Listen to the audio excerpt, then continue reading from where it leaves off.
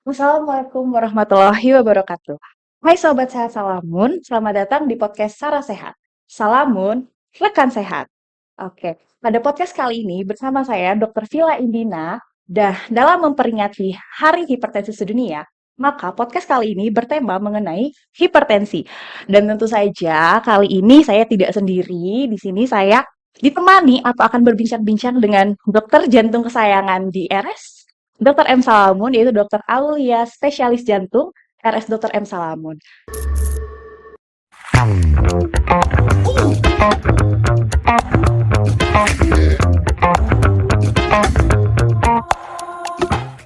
Oke, dokter bisa memperkenalkan diri terlebih dahulu?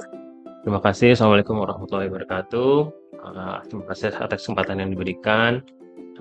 Nama saya Dr. Aulia Rizky Maulana, biasa dipanggil Dr. Aulia. Sehari-hari kerja di Poli Jantung Rumah Sakit Angkatan Udara Dr. M. Salamun Bandung. Oke, gimana dokter kabarnya hari ini? Alhamdulillah baik. Oke, alhamdulillah baik ya dok ya, baru saya poli ya dok ya. Oke, nah episode kali ini kita bakal membahas mengenai hipertensi ya. Dimana hipertensi itu kan penyakit yang paling tersering dan terbanyak yang ada di Indonesia ya dokter ya. Nah makanya kali ini kita akan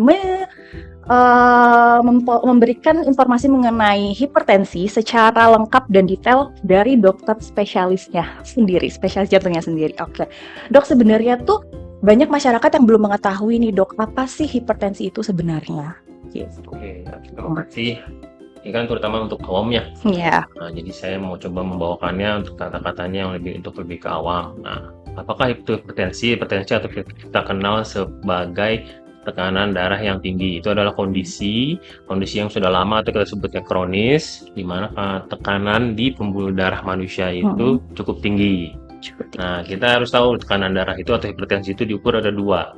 Ada tekanan darah sistolik, ya kan, yang di atas itu orang kalau hipertensi, ada yang diastolik yang di bawah. Nah, itu kriteria hipertensi itu gampangnya, mudahnya itu adalah kalau lebih dari 140/90 diastoliknya. Sebenarnya hipertensi atau tekanan darah tinggi itu ada beberapa golongan.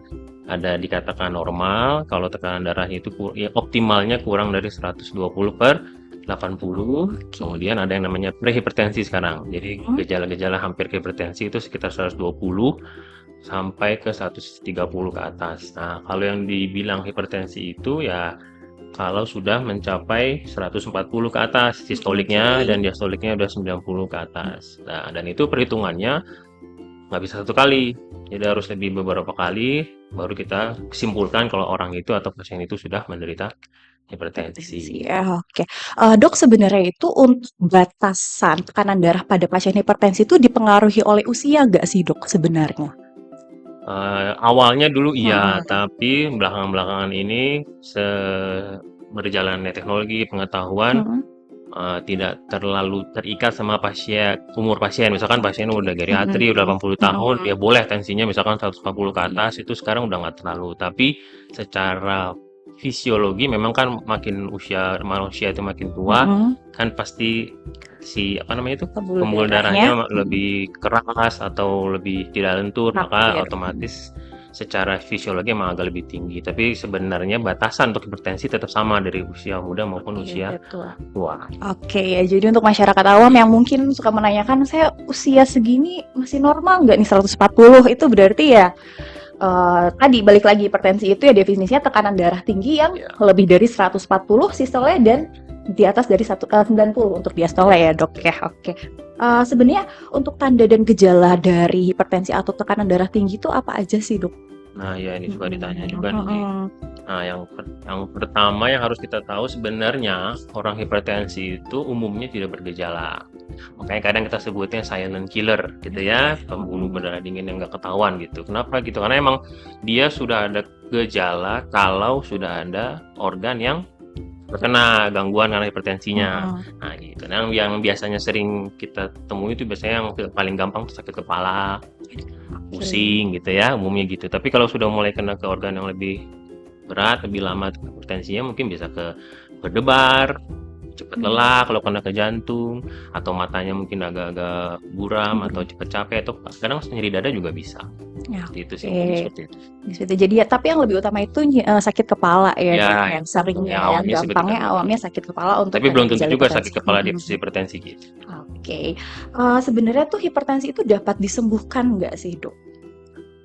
Hipertensi itu setahu saya bukan penyakit yang bisa disembuhkan, cuma kita bisa mengontrol. Jadi satu kali pasien itu terdiagnosa hipertensi, yang paling mungkin kita lakukan adalah mengkontrol supaya tensinya tidak meningkat tinggi. Jadi kita harus mengontrol itu sebenarnya. Jadi kalau orang bilang bisa disembuhkan, misalnya kita kasih obat beberapa lama, terus dia tensinya turun, kadang suka gitu ya, pasien tiba-tiba, saya udah Iya. sembuh nih, tensi saya udah bagus, jadi nggak usah datang lagi. Nah, itu sebenarnya tidak betul. Sebenarnya itu dia dengan obat itu dia tetap terkontrol dengan baik. Jadi hipertensi itu sebenarnya dia tidak bisa disembuhkan kasar, tapi bisa kita kontrol dan jaga agar tidak menjadi lebih parah lagi gitu. Oke, Dok, berarti itu sebenarnya hipertensi ini tuh harus perlu berobat kontrol rutin ya, Dok ya, jangan putus-putus atau bagaimana ya? Berarti emang harus kontrol rutin ya. Berkala. Sebenarnya kontrol berkala, tapi kalau tidak mau rutin ketemu dokter, bisa kita lakukan pemeriksaan sendiri di rumah, seperti memeriksa tekanan darah tinggi di rumah sendiri. Jadi punya alat tensi sendiri untuk mengontrolnya gitu. Tapi setelah diedukasi dengan dokter atau perawat di poli jantung misalnya. Poli jantung. Oke, soalnya di sini banyak masyarakat yang memang misalkan udah enakan, udah merasa sembuh, jadi dia tidak minum obat lagi begitu, Dok. Nanti tiba-tiba datang ke rumah sakit itu sudah tensinya 200 kayak gitu kan ya, Dok ya. Oke, Dok, sebenarnya hipertensi ini bisa terkena pada anak-anak gak sih, Dok? Hipertensi itu bisa terkena pada anak-anak. Namun dengan prevalensi yang tidak banyak seperti pada orang dewasa gitu. Anak kecil itu bisa terjadi hipertensi. Biasanya itu disebabkan pola hidup sih biasanya. Yang paling sering karena obesitas tuh anak itu. Sekarang kan kita seringnya makan instan atau apa, anaknya jadi gemuk. Jadi itu bisa mudah terjadi tekanan darah tinggi atau hipertensi. Yang kedua, anak-anak yang gangguan fungsi ginjal mungkin kayak sindrom nefrotik gitu-gitu. Yang ketiga, gangguan hormon biasanya, atau anak itu dari orang tua yang punya faktor keturunan hipertensi itu juga bisa. Selain obesitas tadi sama gitu, yang satunya lagi zaman sekarang karena ada gadget ya, jadi anak-anak kecil zaman sekarang kan agak susah untuk aktivitas. Itu juga jangan lupa salah satu penyebab hipertensi kalau anaknya kayak ya malah berolahraga, jadinya makan yang kayak gitu jadi gemuk gitu. Jadi sebenarnya ke anak kecil juga bisa, cuma tidak sebanyak orang dewasa gitu. Jadi memungkinkan ya, Dok ya, hipertensi pada anak-anak, namun memang untuk prevalensi atau insidensinya itu ya lebih tinggi pada dewasa gitu ya, Dok ya. Nah, sebenarnya gimana sih, Dok, cara kita untuk mencegah biar tidak terkena hipertensi gitu, Dok? Mencegah untuk biar tekanan darah tidak tinggi, mencegahnya itu gimana, Dok? Untuk semuanya, anak-anak. Pertama kita harus tahu dulu hipertensi itu apa. Tadi kan kita jelasin darah tinggi itu apa satu. Jadi orang tuh harus tahu hipertensi itu barang apa. Kalau sudah tahu, yang kedua ya pasti pola hidup kan. Itu kan semua tadi saya bilang karena pola hidup. Jadi yang pertama itu pola hidup sehat, olahraga teratur. Terus yang kedua pola makan. Biasanya tuh kita di Bandung ini kan suka makan asin-asinnya, terutama jadi diet rendah garam maksudnya. Terus berolahraga. Terus kalau dia emang ada faktor misalkan orang tuanya hipertensi, nah itu kan kita sudah aware nih, oh berarti orang tua saya darah tinggi nih, berarti saya harus hati-hati, harus menjaga seperti itu. Dan jangan lupa kontrol tensi. Jadi udah usia umur 30 ke atas, mau itu perempuan mau laki-laki, menurut saya sebaiknya kita harus mulai melakukan pemeriksaan tekanan darah yang baik secara rutin berkala gitu. Oke, berarti memang harus makan rendah garam ya, kalau misalkan untuk mencegah hipertensi. Kalau untuk olahraganya tuh bisa apa aja, Dok? Apakah yang lari atau misalkan hanya untuk jalan di tempat saja, atau olahraganya bisa semua? Tergantung orangnya sih. Kalau misalkan orang yang kayak kita masih muda gitu kan ya yang paling mudah kan lah jogging. Bisa sepeda, bisa berenang, yang aerobik itu sebenarnya ditambah olahraga seperti senam beban itu juga bagus. Nah, tapi itu balik lagi, misalkan ada orang yang ada cedera di lutut, nggak bisa untuk lari, ya bisa dirubah ke misalkan berenang atau yang Berenang. lain gitu Oke, sih, berarti Dok. semua olahraga bisa Boleh, ya, boleh ya asal dok ya. niat mau bergerak aja Asal sebenarnya. dia mau Ya. bergerak. Oke. Nah, kalau misalkan beda nggak sih dok pencegahan untuk yang misal belum terkena hipertensi sama yang misal sudah terkena hipertensi untuk tidak tinggi tensinya terus gitu dok? Sebenarnya prinsipnya sama. Yang satu Sama kan ya. berarti yang kalau belum pernah kena berarti kan dia prevensi primer, Primer. pencegahan primer. Kan Kalau yang yang sudah sekunder. terkena berarti kan pencegahan sekunder ya Sekunder udah ya. kena terus kita mencegah biar tidak terjadi target organ damage Damage. istilahnya gitu ya. Sebenarnya intinya sama yang tadi saya bilang tadi, pola hidup tetap jalan. Jadi kalau di guideline hipertensi di International Society of Hypertension itu ada yang pertama tuh pasti lifestyle manajemen. Jadi perubahan gaya hidupnya nomor satu. Nah yang kedua ya tadi di perubahan gaya hidup itu pasti ada makanannya, olahraganya, semuanya. Nah itu sebenarnya dari dua orang yang sudah maupun yang belum itu sama. Yang membedakan yang sudah kena yaitu tadi kontrolnya sama ditambah obat berarti. Obatnya harus rutin dan tidak bisa on off dan obat tensi itu walaupun banyak tapi kegunaannya itu nggak sama. Jadi maksud saya di satu orang yang si A belum tentu obatnya, misalkan satu obat bisa nurunin tensi bagus, belum tentu di orang yang si B itu pakai obat yang sama bisa turun. Jadi kita harus istilahnya kalau dokter itu apa sih tailored ya. Jadi kita tetap harus kontrol. Jadi yang sekunder itu ditambah obat-obatan rutin sama kontrol ke dokter supaya bisa meramu obatnya yang dapat jadi yang lebih optimal. Oke, berarti memang kalau misalkan yang sudah terkena hipertensi itu bukan hanya obat aja, tapi juga harus diimbangkan dengan tadi ya dok ya, pola makan, pola hidup, sama olahraga. Oke. Itu nomor satu. Itu nomor satu ya. Dok, sebenarnya banyak yang nanya juga, sebenarnya hipertensi itu dapat memicu penyakit jantung nggak sih dok? Bisa, pasti jelas. Jadi kalau dari yang semua kenapa hipertensi, kenapa tuh kita dokter jantung salah satunya itu ribut banget sama hipertensi, bawel segala berarti kita, karena salah satu faktor terjadinya penyakit jantung, mau itu koroner, mau itu gagal jantung gitu, itu adalah hipertensi, tekanan darah tinggi.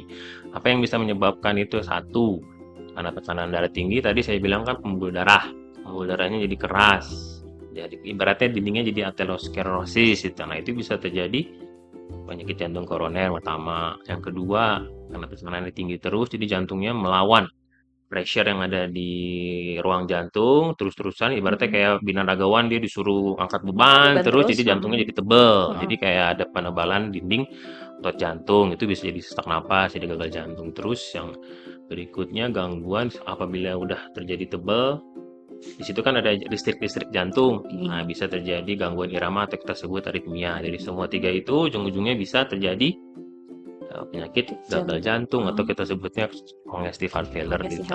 Itu dari situ. Berarti hipertensi itu dapat memicu penyakit jantung ya, pastinya, karena memang salah satu yang bisa menyebabkan jantung ya itu hipertensi. Nah, kalau untuk dari jenis kelamin dok, apakah banyak hipertensi ini banyak yang pada laki-laki, pada baik perempuan gitu dok? Sebenarnya paling banyak prevalensi untuk jenis kelaminnya itu paling banyak pada sebenarnya umumnya sih sama, laki mau perempuan sama, atau risiko bisa terjadinya sama, cuma memang lebih yang membedakan laki perempuan tuh biasanya sih kita mudahnya kalau lebih muda tuh biasanya laki-laki, karena tadi misalkan dia lebih stresornya tinggi kerja ataupun merokok apa segala macam itu. Nah kalau yang perempuan biasanya di usia muda tidak terlalu mudah terjadi penyakit hipertensi karena ada hormon di situ yang melindungi satu. Tapi kalau si wanita itu sudah menopause, sudah masuk usia menopause, premenopause, ya nanti angka itu resikonya akan sama juga sama yang laki-laki gitu. Berarti nggak terlalu beda-beda jauh banget sih. Jadi sebenarnya ya sama aja ya untuk prevalensi pada laki-laki atau perempuan. Yang berarti paling berpengaruh itu ya tadi ya dok, pola hidup sama olahraga juga paling berpengaruh, sama merokok ya. Jadi merokok juga menyebabkan darah tinggi. Oke. Nah, sebenarnya ini mitos atau fakta nih dok, kalau misalkan hipertensi itu adalah penyakit keturunan. Bahkan masyarakat kayak, iya ibu saya dulu hipertensi, apa saya juga hipertensi karena ibu saya dulu hipertensi ya, kayak gitu. Ada memang ada penelitiannya memang meneliti gen gitu ya. Kalau orang tuanya hipertensi, anaknya pasti hipertensi, tapi itu tidak terlalu signifikan. Yang menurut saya pribadi dan dari saya pengalaman yang lebih menyebabkan hipertensi selain tadi keturunan walaupun ada sedikit, yaitu sebenarnya pola hidup, gaya hidup tapi keturunan itu saya suka merubahnya di polik itu saya sudah suka mengedukasi ke pasien. Kan kadang ada yang ini karena orang tua saya hipertensi gitu ya. Saya balikan dia, harusnya Bapak bagus dong kalau orang tuanya hipertensi berarti kan tahu nih, oh saya punya orang tua yang hipertensi, berarti apa yang menyebabkan mereka hipertensi gitu kan. Kita ikutin aja pola gayanya mereka gitu, lihat kalau emang mungkin gara-gara makan ini, gara-gara kelakuan ini, jadi sebenarnya anak itu bisa mencegah. Tapi kebanyakan sekarang kan tidak. Nah, jadi salah satu keturunannya selain gen itu adalah gaya kebiasaan orang tua yang dari dulu membawa ke anaknya. Misalkan orang tuanya suka makan ke mana? Ya yang gitu-gitulah, yang berlemak-lemak apa gitu, atau yang asin-asin. Berarti kan kalau mau pergi jalan-jalan anaknya kan dibawa terus. Berarti kan kebiasaan anaknya makan itu sampai dia besar sama kayak pola hidupnya, pola makannya sama, ya pasti kan secara nanti umumnya hipertensinya kejadian bisa juga gitu. Oke, berarti ada hubungannya juga ya dok ya antara hipertensi dan juga keturunan dari orang tuanya gitu ya doknya. Nah kalau misalkan nih dok, mitos atau fakta kalau misalkan garam itu adalah makanan yang sangat sering menyebabkan hipertensi gitu. Iya, memang salah satu pencegahan bukan hanya hipertensi ya, pencegahan penyakit jantung adalah diet rendah garam itu DASH diet itu ya, karena memang garam atau NaCl itu dia salah satu fungsinya menarik cairan. Jadi menarik cairannya banyak di badan lagi. Nah, jadi gangguan ginjal hormon yang terjadi, jadi di situ ada renin, aldosteron ada antagonis, ini terganggu, jadi nanti terjadi hipertensi gara-gara tadi penyerapan air yang balik masuk gitu karena hormon itu. Makanya harus diet rendah garam. Jadi kalau garam sedikit, jadi cairannya yang diserap balik berkurang gitu. Sama gangguan hormon di ginjal yang menyebabkan salah satu patofisiologi terjadi hipertensi bisa kita redakan gitu ya. Dia memang bermanfaat sih. Berarti memang garam itu salah satu faktor risiko ya untuk menyebabkan hipertensi. Garam yang berlebihan ya. Sebenarnya manusia itu kita butuh garam. NaCl itu ya, satu kepala satu orang itu bisa butuh garam sekitar 0,5 gram ya. 5 gram itu kira-kira 1 sendok teh, tapi 1 sendok teh yang 1 veres itu loh, bukan yang jumbo, munjung gitu ya. Sebenarnya manusia lagi. Kita tuh perlu garam itu sebenarnya. Tapi dalam satu hari, jadi dibagilah beberapa kali makanan itu. Gitu. Jadi sebenarnya kita nggak yang makan kita tuh dia harus yang benar-benar hambar gitu, tidak. Jadi bisa aja garam. Cuma di kita kan udah garam, micin juga gitu. Iya. Jadi ada double ya, micin dan juga garam ya dok ya. Oke. Nah kalau misalkan nih dok, kita kan masih muda atau bisa udah tua tuh kan kayak suka sering marah-marah gitu, emosional kayak gitu. Nah itu tuh bisa menyebabkan hipertensi nggak sih dok? Sebenarnya bukan pasti kalau dia suka marah pasti darah tinggi, bukan. Karena kalau orang marah itu sebenarnya kan ada proses di badan kita yang menyebabkan parasimpatisnya terganggu, jadinya menyebabkan tensi kita naik gitu.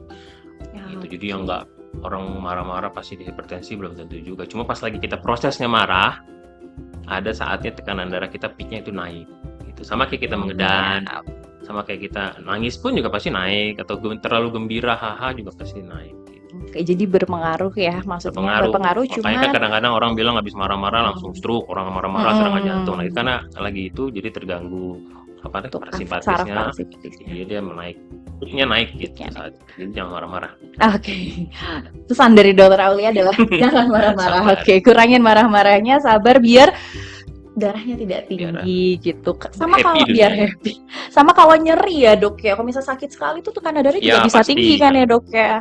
Soalnya banyak masyarakat yang kayak kok tensi saya tinggi. Sama kalau misalnya tidur nih dok, pola tidur itu mempengaruhi tekanan darah nggak? Misalnya susah tidur itu mempengaruhi juga ya dok ya. Pastilah kan kita butuh. Ya umumnya manusia kan butuh istirahat ya. Kayak kita di handphone harus dicas. Kita harus tidur apa-apa. Kalau orang itu nggak tidur pasti kan ada gangguan juga di situ. Bisa darah tinggi gitu. Lagi begadang apa segala macam gitu. Jadi untuk masyarakat umum nih memang banyak penyebab yang dapat menyebabkan darah tinggi, itu tadi suka marah-marah, sama tadi juga ya dok susah tidur. Itu sebenarnya bisa susah tidur atau kurang istirahat itu juga bisa menyebabkan tekanan darah tinggi gitu. Jadi kalau misalkan nanti berobat tiba-tiba darahnya tinggi, kemungkinan besar ada banyak penyebab-penyebab lainnya ya dok ya, belum tentu itu memang darah tinggi penyakit Ya, gitu betul. kan ya dok, harus Makanya tadi dicek harus diperiksa 2 berulang. kali atau 3 kali. Harus dicek berulang ya dok ya untuk tekanan darah tinggi itu. Oke dok, nah sebenarnya kalau hipertensi, ada mitos atau fakta nih dok pada nanya nih, hipertensi pada lansia itu dikatakan normal nggak sih dok? Tidak, kan udah Tidak ya? hipertensi kan ada tadi ada kategorinya hipertensi itu berapa. Tapi memang kalau di lansia itu saya bilang tadi kan ada faktor di mana pembuluh darahnya keras, Keras pasti gitu dia ya. agak tinggi. Terus satu lagi selain tadi kan anak-anak udah ya, sekarang yang lansia kenapa bisa hipertensi lah gitu ya. Tadi pembuluh darahnya tebal, aterosklerosis. Yang kedua, hormon tadi yang saya bilang hormon di ginjal yang renin itu udah mulai terganggu. Jadi salah satu patofisiologi terjadinya darah tinggi. Darah tinggi.